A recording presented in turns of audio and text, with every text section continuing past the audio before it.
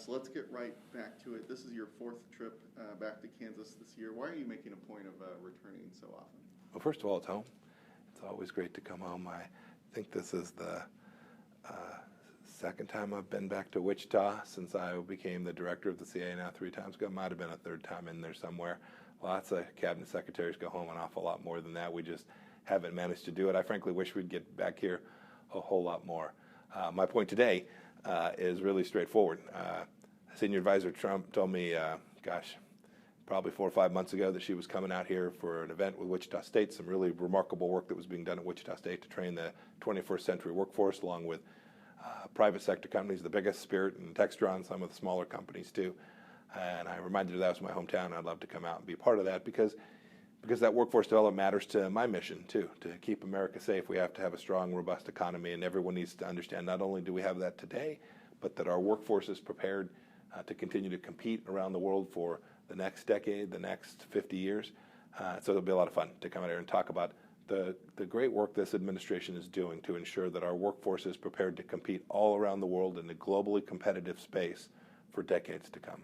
So given everything that is going on in the world right now, you feel that this is the best use of your time as chief diplomat? Absolutely, 100%. I'm also going to take a little personal moment. My son's best friend's getting married this weekend, so I'm going to do that too. Yeah. Has the House impeachment inquiry into the president affected your consideration of a run for Senate in Kansas at all? No change. I think I've answered this question. I think this is number 103 or 104 times. My mission set every day when I wake up is incredibly clear. Our task at the State Department is to use all our skill to keep the American people safe, to execute American diplomacy, to make sure that American markets are open for Kansas products all around the world. That's what I'm focused on. That's what I intend to continue to be focused on. Are you concerned at all that the investigations, the subpoenas, you have testimony from respected diplomats? Has that damaged your image and your leadership in the agency? I don't think about that stuff. I work hard. I do the right things best I can tell every day. I try to make sure my team is similarly focused. You all talk about this noise an awful lot. You all are fixated on this. The State Department, you should know, is not. The American people should know that the State Department is focused on its mission. We're working every day in 180 plus countries around the world to keep Americans safe, to keep young men and women from Kansas who join America's military, to keep them out of harm's way so they don't have to engage in armed conflict to keep us safe. Our mission is to use diplomacy, America's economic power, to protect America. That's what we're focused on every day. And whatever the noise is in Washington, or whatever some journalist wants to ask about some storyline that's going on, the American people should know that the State Department will continue to do its mission. We will continue to hire a diverse, talented workforce from all across America. Every Kansan who's thinking about joining the State Department, I'd encourage you to come be part of this great team, this great organization, and we'll continue to deliver on behalf of the American people.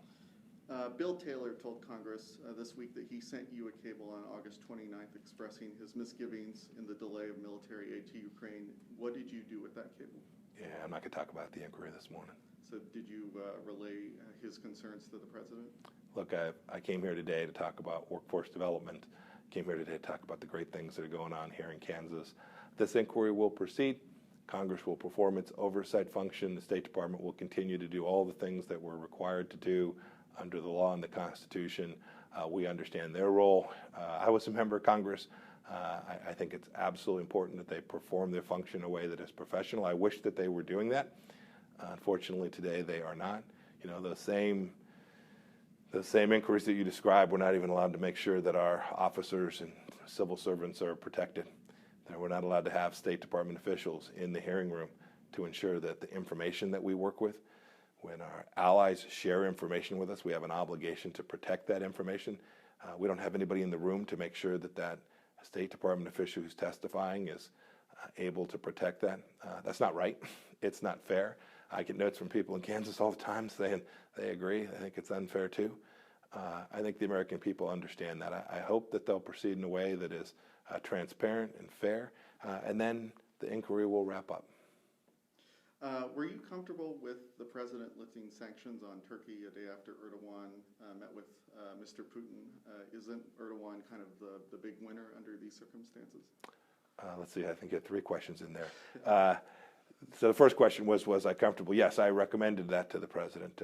Vice President Pence had led a delegation. I was part of it, where we went and laid out for President Erdogan the fact that we were against what he had done, that the president was very unhappy that he'd conducted an incursion into Syria. We wanted to stop that incursion to save lives. We did that. We set up a 5-day pause so that we could extract SDF fighters safely. They wouldn't be killed as they moved back. We were largely successful in doing that. The Turks agreed. The Turks then halted what they called Operation Peace Spring, precisely as they'd agreed to do if we were successful getting the first part of that done. And now we're in the permanent ceasefire phase, and we'll watch, we'll monitor. Our sanctions were put in place to convince the Turkish leadership that it was in their best interest to halt that operation, to stop the death, to stop the killing that would have taken place. And now we'll monitor. As President Trump said yesterday, in the event that the Turkish government decides to go a different direction, the capacity to put those economic sanctions back in place remains. Has Russia been able to fill the power vacuum that was created by the withdrawal of U.S. troops in Syria? So I'm actually very familiar with this issue from my time in Congress. I remember who invited the Russians into Syria. It was President Barack Obama. I mean, he didn't just let them come in. He invited them in. He had them come in and pretend to be chemical weapons inspectors. He actively worked with the Russian leadership, said, no, come on in to Syria. And this administration has taken a very different approach in the Middle East. We've identified the worst actor there, the Islamic Republic of Iran. We've taken real actions to reduce their capacity to inflict harm, to create instability throughout the Middle East. We came into office, you'll remember this. There were people in cages, heads being cut off. You remember, you've seen these pictures? Cages on fire. The caliphate had taken a piece of real estate that was enormous. ISIS was on the rise. And this administration took a set of policies, not only in Syria, but in Iraq and elsewhere in the Middle East, that destroyed the caliphate entirely. We still have counterterrorism risk. Radical Islamic extremism continues to exist, not only in the Middle East, but in other parts of the world too. This administration is determined to keep the American people safe, to push back against the threat from radical Islamic extremism wherever we find it, whether it's in Western Iraq or Syria, Northeast Syria in particular, Asia, wherever we find bad actors who are seeking to impose harm on the American people. This administration will seriously deal with it. And what good really is the word of the U.S. In light of the president's treatment of the Kurds? Has that undercut U.S. credibility? Yeah, the whole predicate of your question is insane. The word of the United States, I'll give you a good example. The word of the United States is much more respected today than it was just 2.5 years ago. The previous administration in Syria, where you asked a question earlier, the previous administration said, boy, if you use chemical weapons, that's going to be bad. And President Obama drew a red line. He then duly ignored it. This president said, if you use chemical weapons, I'm going to take action. And we fired Tomahawk missiles in to take down that threat, to let them know that the cost of violating this massive violation of human dignity, these massive human rights violations by using chemical weapons, that there would be a cost imposed for that. And when the president said he would do it, he did it. I see that all across the world. We make clear the things that we will do. We also make clear the things that we're not prepared to do. I think it's important for people to understand that other countries have to step up too. Other countries must share the burden for not just the security of the world, but security for their own countries. So this president has been very clear that says we have high expectations for how other countries, not just our European partners, but countries in Africa, countries in the Middle East, countries throughout Asia who depend on the Strait of Hormuz to be open. They need to do that for themselves as well. And when they do, America will continue to be an enormous partner. I get a chance to travel the world. And when I show up, people want to meet the American Secretary of State. They don't want to meet Mike. They want to meet the American Secretary of State, who they know can work alongside them to deliver security for their people in an important way.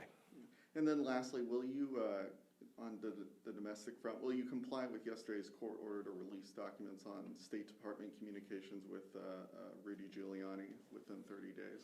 Yeah, I haven't. I saw a headline. I haven't seen the ruling, but I can assure the American people that their State Department always complies with everything we're required to do under the law. There's no reason to think we would do any different there. Anything else you'd like to talk about? No, that's it.